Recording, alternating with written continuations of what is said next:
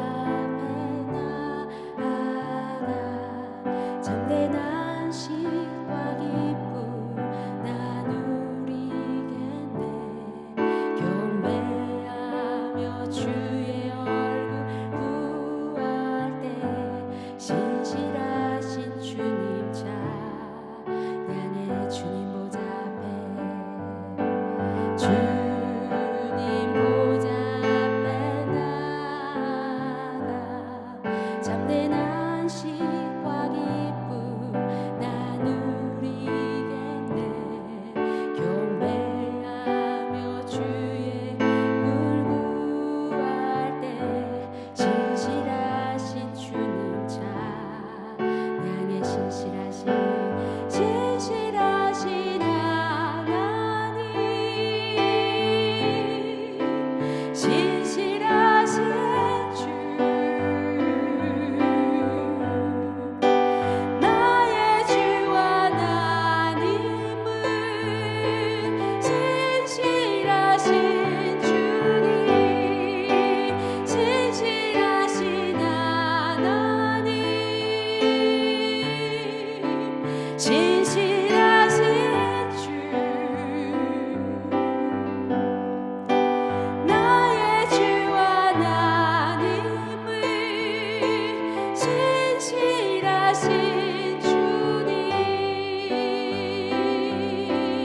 기도 들으시는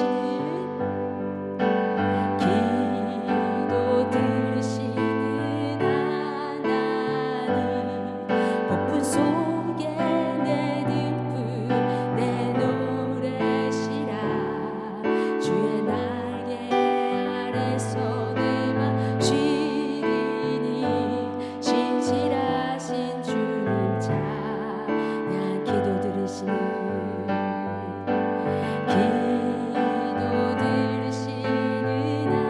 하나님 폭풍 속에 내 등불 내 노래시라 주의 날개 아래서 내 맘 쉬리니 신실하신 주님 찬양 신실하신 하나님 신실하신 주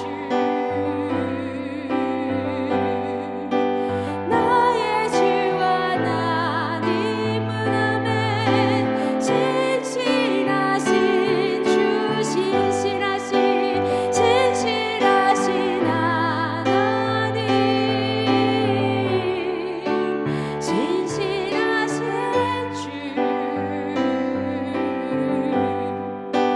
나의 주와 하나님은 신실하신 주님 평화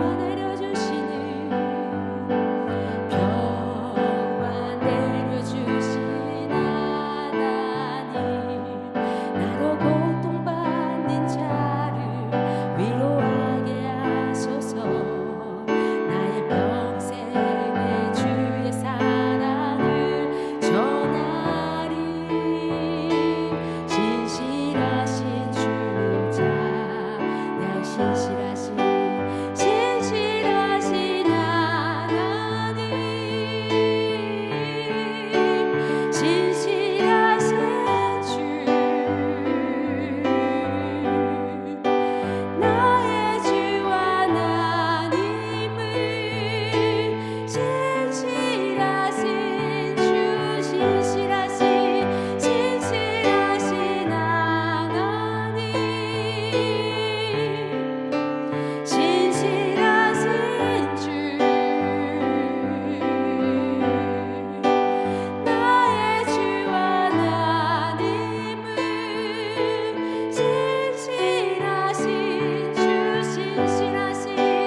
신실하신 하나님 신실하신 주 나의 주와 하나님은 신실하신 주님 오늘 우리에게 주시는 하나님의 말씀은 마태복음 4장 12절로 25절 말씀입니다. 마태복음 4장 12절로 25절 말씀 우리 한 절씩 교독하도록 하겠습니다. 예수께서 요한이 잡혔음을 들으시고 갈릴리로 물러가셨다가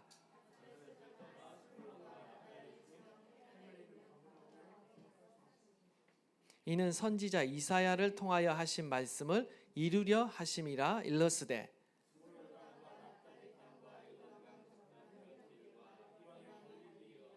흑암에 앉은 백성이 큰 빛을 보았고 사망의 땅과 그늘에 앉은 자들에게 빛이 빛이었도다 하였느니라.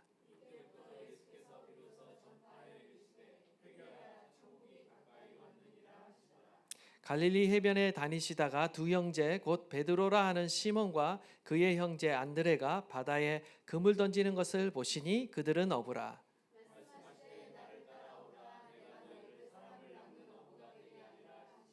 그들이 곧 그물을 버려두고 예수를 따르니라.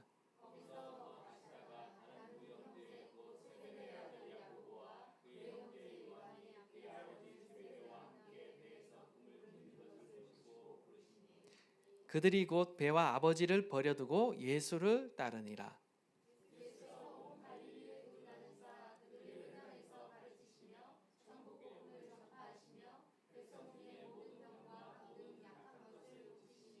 그의 소문이 온 수리아에 퍼진지라. 사람들이 모두 앓는 자, 곧 각종 병에 걸려서 고통당하는 자, 귀신 들린 자, 간질하는 자, 중풍병자들을 데려오니 그들을 고치시더라.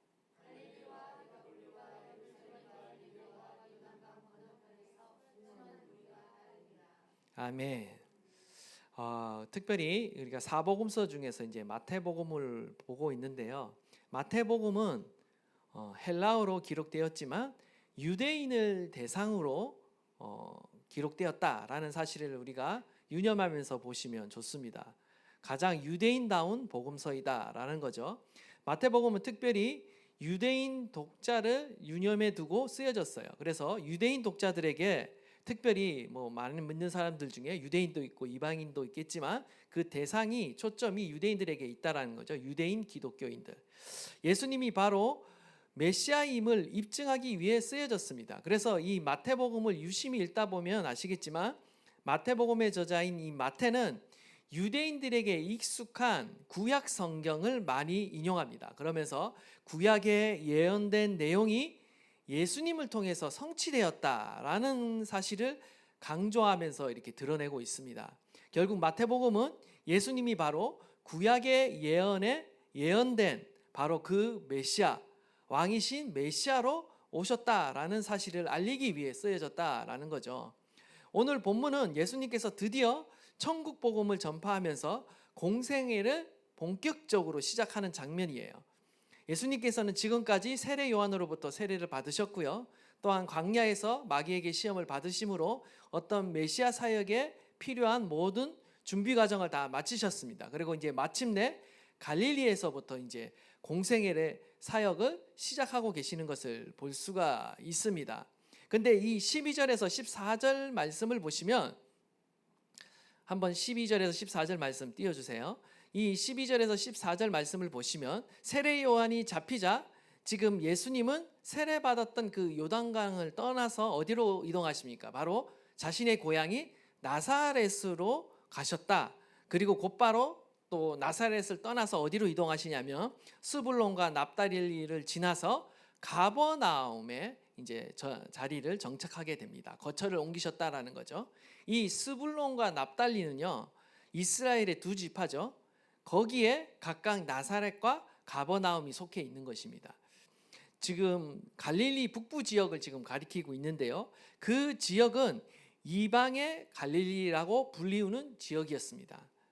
거기에 이방인 인구가 많아서 그렇게 불리웠어요. 그런데 이 천국 복음이 처음 이렇게 전파되기 시작한 곳이 바로 이 이방의 갈릴리 지역에서 갈릴리라고 불리는 이 지역에서 시작했다라는 것은 굉장히 의미심장한 일인 것이죠. 지금 유대인을 향한 복음서에서 이방인이 큰 빛을 보게 된다라는 것은요. 이 마태복음 처음 시작에 동방박사들이 예수님 탄생을 이렇게 알고 그 다음에 예수님께 경배하러 왔다라는 사실만큼이나 충격적인 사건이라는 거죠. 굉장히 충격적인 사건이라는 것입니다. 마태는 예수님께서 지금 갈릴리 가버나움에서 천국 복음을 선포하심으로 지금 공생애를 시작하고 있는 이 사건을 가리켜 이사야 선지자가 예언한 바를 성취하는 사건이다라고 지금 말씀하고 있는 것입니다. 우리 15절에서 16절 말씀 한번 다 함께 한번 읽겠습니다. 시작. 납달리 땅과 요단강 저편 해변길과 이방의 갈릴리여 흑암에 앉은 백성이 큰 빛을 보았고 사망의 땅과 그늘에 앉은 자들에게 빛이 비추었도다 하였느니라. 예수께서 비로소 전파하여 이르시되 회개하라 천국이 가까이 왔느니라 하시더라. 아멘. 이 말씀은 이사야 9장 1절과 2절 말씀을 인용하는 것입니다. 이사야 9장 1절로 2절 말씀, 전에 고통받던 자들에게 흥함이 없으리로다. 옛적에는 여호와께서 스불란 땅과 납달리 땅이 멸시를 당하게 하셨더니 후에는 해변길과 요단 저쪽 이방의 갈릴리를 영화롭게 하셨느니라. 흑암에 행하던 백성이 큰 빛을 보고 사망의 그늘진 땅에 거주하던 자에게 빛이 비치도다. 이사야 바로 9장의 이 말씀, 예언의 말씀을 예수님께서 성취하셨다라는 거예요. 왜 하필이면 그 가버나움 땅으로 가셨나? 왜 하필이면 왜 예루살렘에서 그 메시아 사역을 시작하지 아니하고 갈릴리 땅에서 그 메시아 사역을 시작하셨는가? 그로 인해 오히려 예수님은 평판이 더 안 좋게 되고 온갖 논란 가운데 휩싸이게 되죠. 왜 예수님이 그렇게 하셨는가? 그것은 바로 이사야 선지자가 예언한 바를 성취하기 위해서이다라고 마태는 분명하게 말씀하고 있다라는 거죠.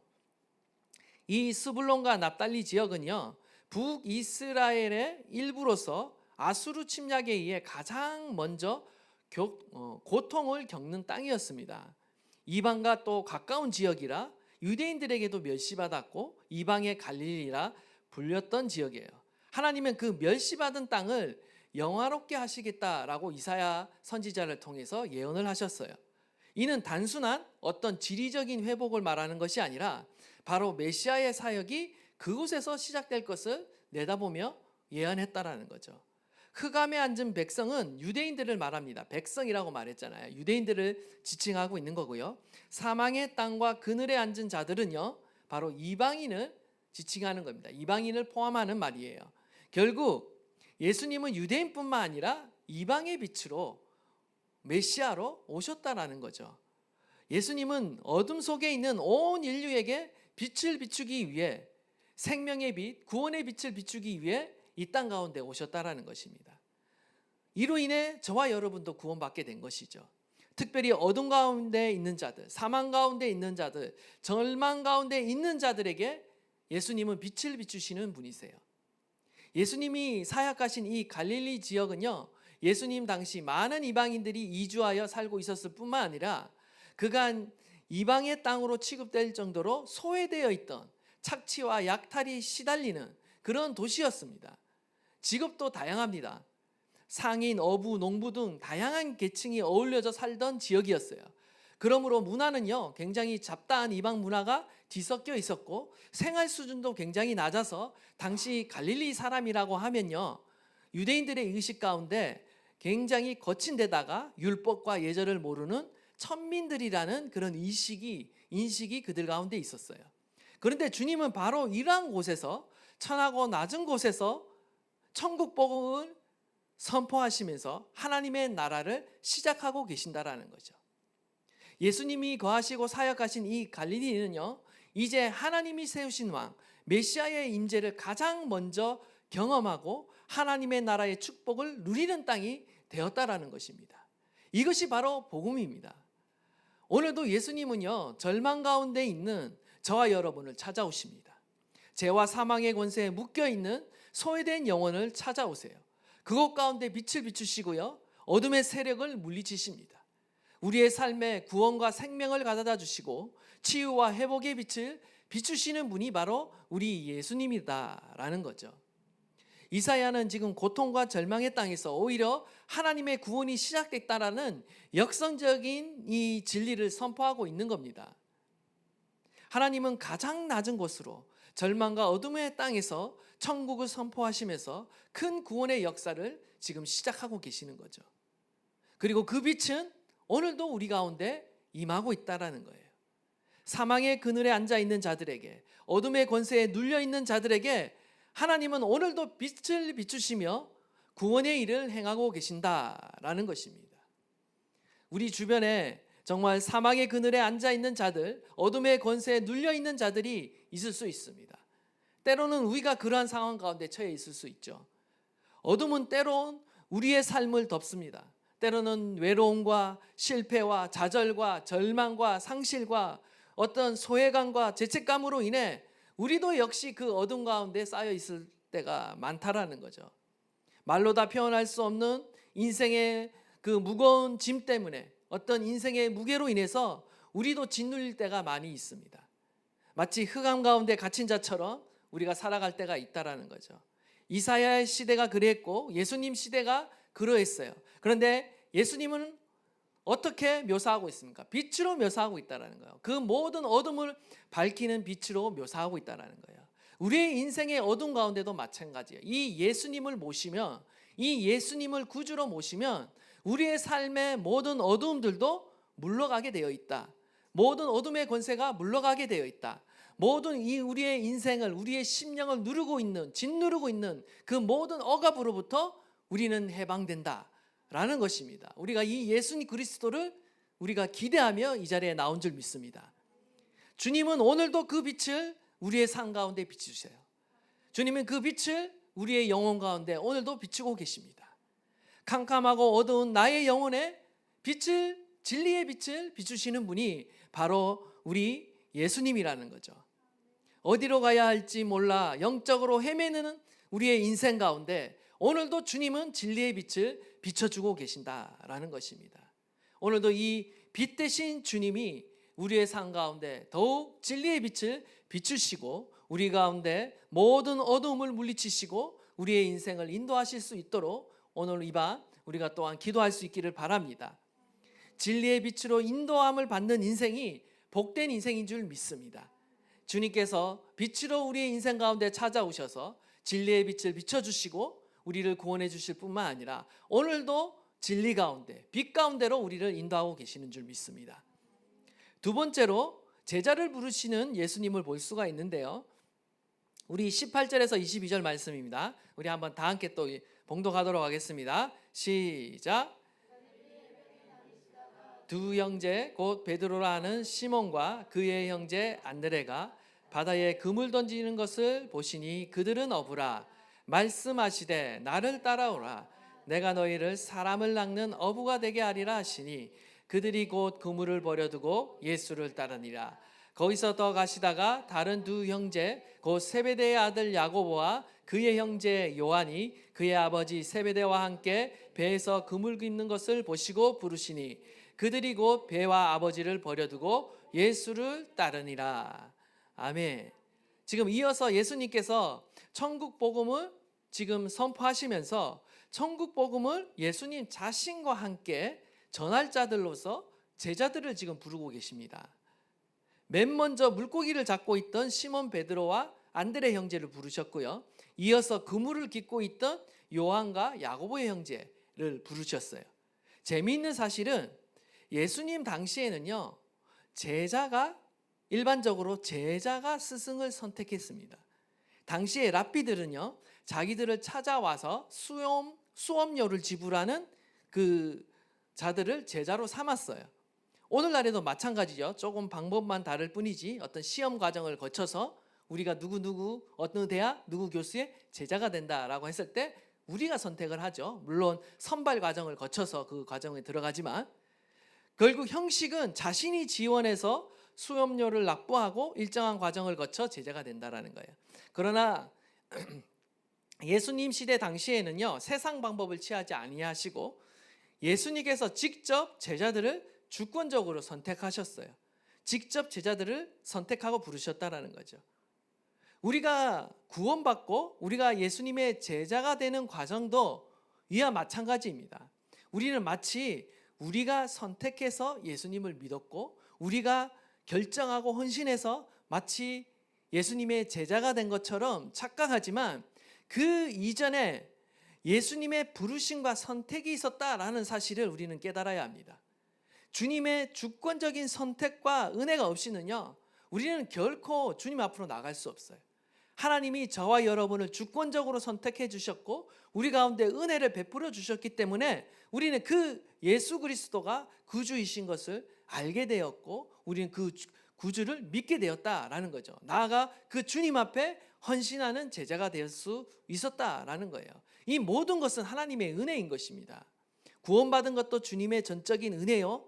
우리가 그리스도의 제자 삼아 주시고 우리에게 사명을 주시는 것 또한 놀라운 하나님의 영광이자 특권이자 은혜라는 사실을 우리는 알아야 하는 거예요.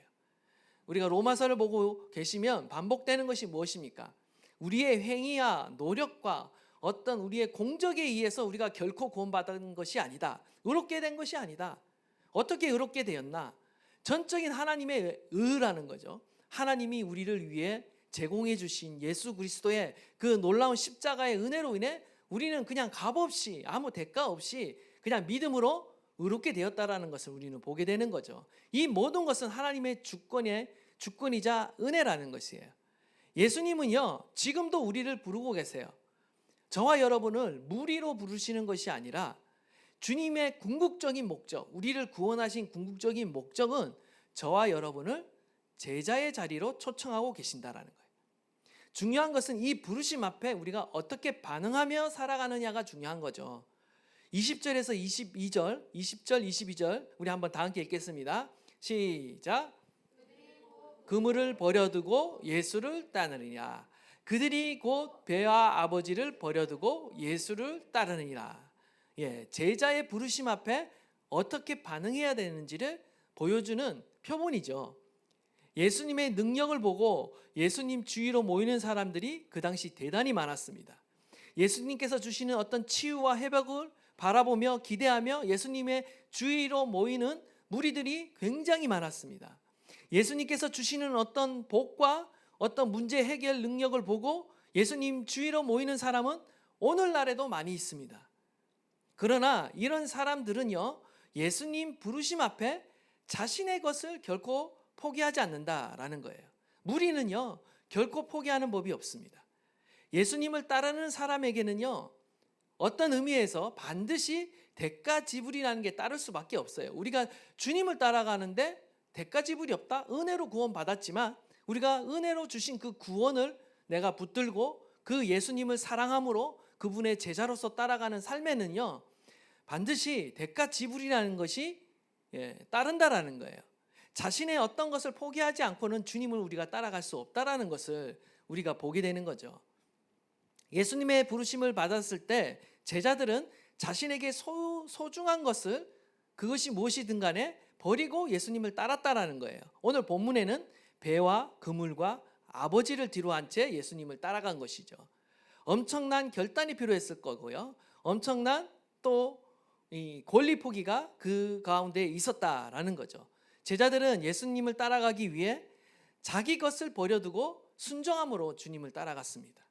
제자들은 지극히 소중한 것을 버렸지만 사실 그거보다 비교할 수 없는 가장 값진 보물, 하나님의 나라를 소유하게 되었다라는 거예요. 그것을 보았기 때문에 이러한 희생이 결코 희생으로 여겨지지 않았겠죠. 그러나 무리는 어떻습니까? 무리는 항상요, 주님 앞에 나옵니다. 환호합니다. 병이 고침받고 회복되고 또 말씀을 듣는 것을 굉장히 즐거워해요. 그러나 그들은 결국 아무것도 버리지 않았습니다. 아무것도 포기하지 않았고 그냥 더 큰 복만을 바랄 뿐이죠. 결국 아무것도 순종하지 못한 채 주님을 따라가지 않습니다.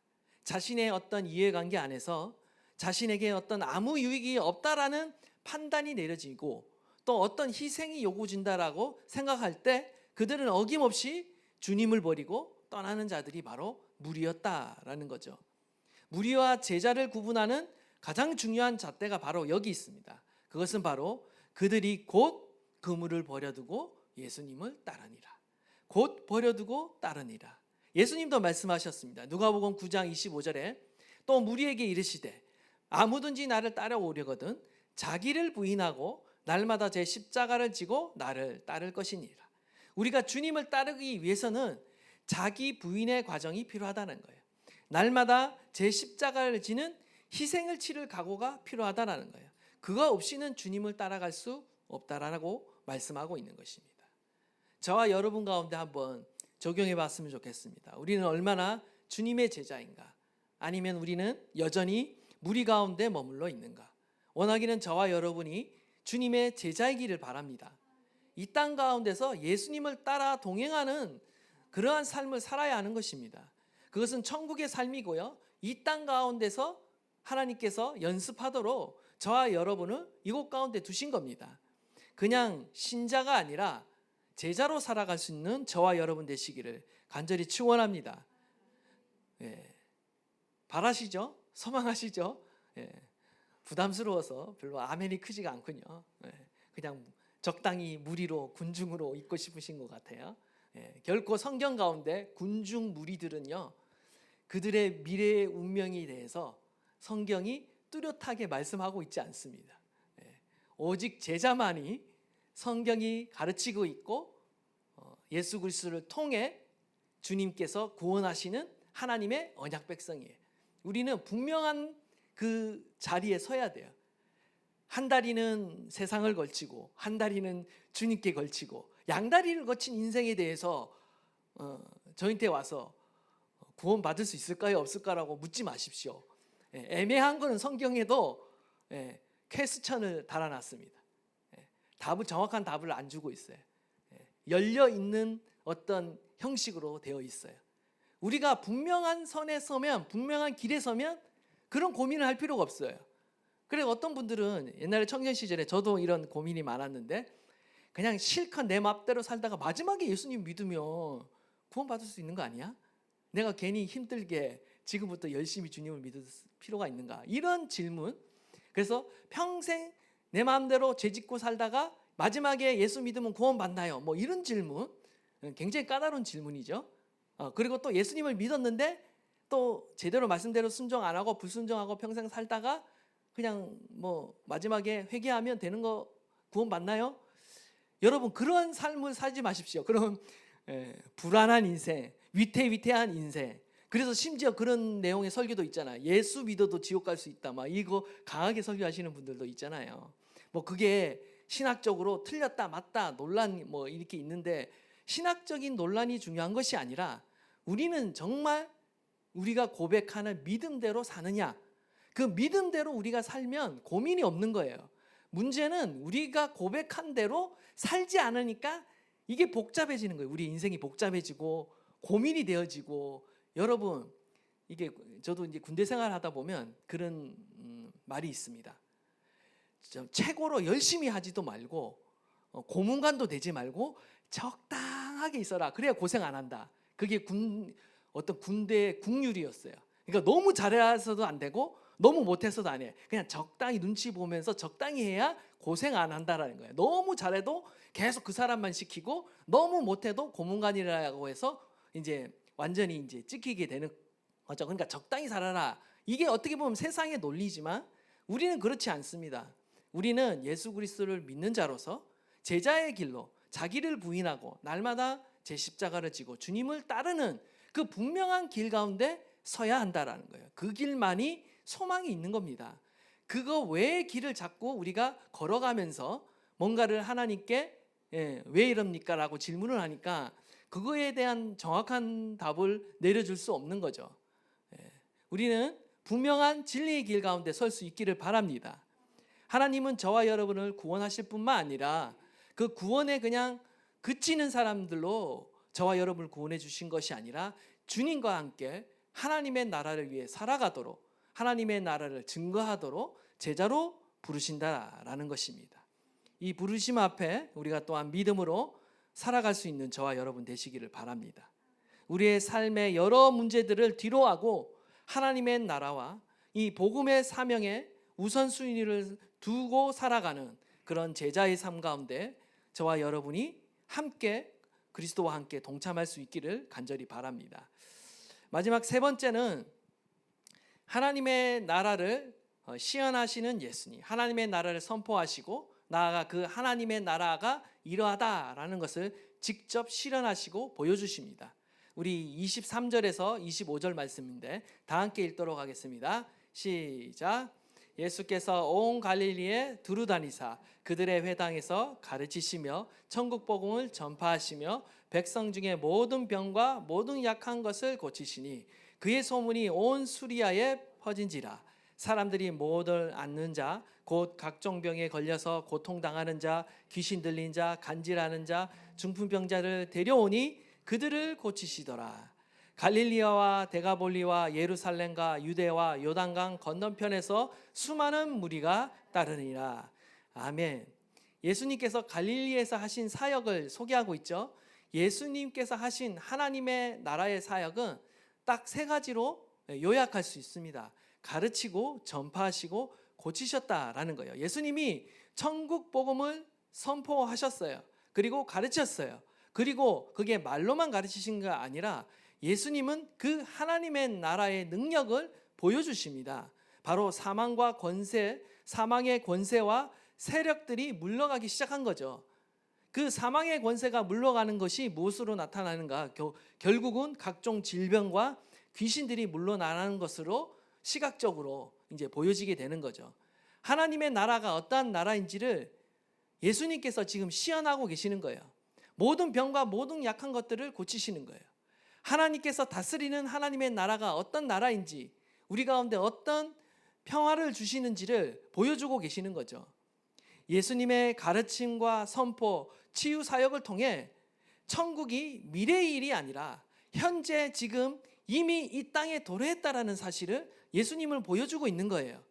바로 예수님이 보여준 이 기적을 통해서 하나님의 나라를 이 땅 가운데 가져오시는 왕이 바로 나다라는 것을 지금 보여주고 있다는 거예요. 예수님이 하나님의 나라의 왕이시며 하나님의 아들이심을 지금 그 치유 사역과 하나님의 나라의 복음을 선포하시면서 보여주고 계신다, 증명하고 계신다라는 것입니다. 제자는요, 결국 스승이 하는 일을 본받게 되어 있습니다. 주님께서 나를 따라오라라는 말은 문자적으로 뒤에 오다라는 뜻을 갖고 있습니다. 제자가 예수 스승을 따라가면서 그 스승이 하는 것을 보고 배우고 따라하는 것이죠. 예수님은 제자들을 부르실 때 예수님 자신이 하던 일을 보게 하시고 또한 본 그대로 제자들이 따르게 하기 위해서 제자들을 부르셨어요. 제자는 결국 스승이 하던 일을 이어가게 되어 있는 것입니다. 오늘날의 교회와 성도들이 하나님께서 우리에게 주신 사명 또한 제자들이 행한 사역도 바로 이 세 가지를 중심으로 이루어지고 있다는 것을 여러분 유념하셔야 돼요. 하나님의 말씀을 가르치고 천국 복음을 전파하고 나아가 영과 육이 병들고 마음이 상한 자들을 치유하고 회복하는 사역이 바로 저와 여러분에게 주어진 하나님의 사명이자 교회의 사명이라는 거예요. 저와 여러분은요, 계속해서 병든 영혼들, 죽어가는 영혼들을 구원해내고 그리스도의 복음을 증거하고 그들에게 하나님의 말씀을 가르쳐 준행하게 할 뿐만 아니라 그들을 회복시키는 사역들을 우리는 해야 한다라는 것입니다. 먼저는 저와 여러분이 이 풍성한 하나님의 나라의 능력, 복음의 능력을 경험할 수 있기를 바랍니다. 원하기는요, 이 우리 팔로잉 교회 안에 정말 영혼들이 구원받고 치유되고 회복되는 역사가 끊임없이 일어나기를 소망합니다. 우리가 이를 놓고 기도해야 돼요. 하나님의 교회가 몸된 교회 안에 하나님이 주신 그 복음의 능력, 십자가 능력이 나타나서 오늘도 그 복음으로 죄인이 구원받고 회개하고 돌이키는 역사가 일어나고 또한 몸과 마음과 영혼이 병든 자들이 그 마음이 치유되고 회복되고 그리고 다시 하나님의 형상으로 변화되는 그 놀라운 역사들이 우리 안에 계속해서 일어나도록 저와 여러분이 기도하고 또한 저와 여러분이 복음을 증거해야 될 줄 믿습니다. 하나님의 나라가 임하는 팔로잉 교회가 되기를 원하고 하나님의 나라가 저와의 삶 가운데 계속해서 성취되어지고 더 풍성하게 임하기를 간절히 소망합니다. 우리의 삶에 먼저 하나님의 나라의 능력, 이 회복의 능력, 치유의 능력, 고치시고 싸매시고 온전케 하시는 이 하나님의 능력이 우리 가운데 나타나고 우리가 또한 그 하나님의 사랑과 능력을 전하는 주님의 통로가 되어지기를 주님의 이름으로 축복합니다. 오늘도 이 하나님의 능력을 사모하시고 충만하게 우리의 삶에 나타나도록 우리가 또한 기도해야 될 줄 믿습니다. 초대교회의 이 충만한 하나님의 역사가 우리 가운데 회복되게 하시고 믿는 자에게 따르는 표적들이 더 충만하게 나타나게 하셔서 결국 저와 여러분이 하나님이 주시는 이 하나님의 나라, 이 놀라운 풍성한 생명을 우리가 누릴 뿐만 아니라 우리가 이 하나님의 생명을 전하는 자로서 그리스도의 제자로서 살아가는 저와 여러분 되시기를 주님의 이름으로 축원합니다.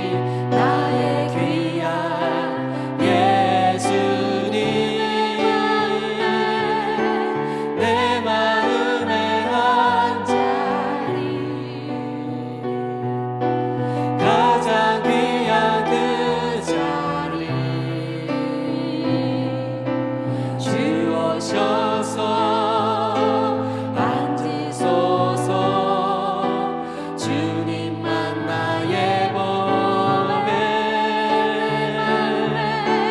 내 마음에 한 자리 가장 귀한 그 자리 주 오셔서 다스리소서 주님만 나의 영 내 마음에 한 자리 가장 귀한 그 자리 주 오셔서 앉으소서 주님만 나의 몸에 내 마음에 한 자리 가장 귀한 그 자리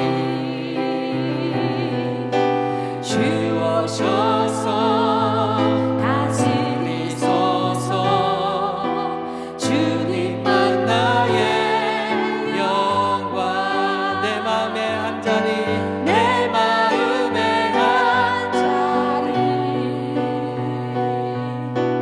가장 귀한 그 자리 주 오셔서 앉으소서 주님만 나의 몸에 내 마음에 한 자리 가장 귀한 그 자리 주 오셔서 다스리소서 주님만 나의 영광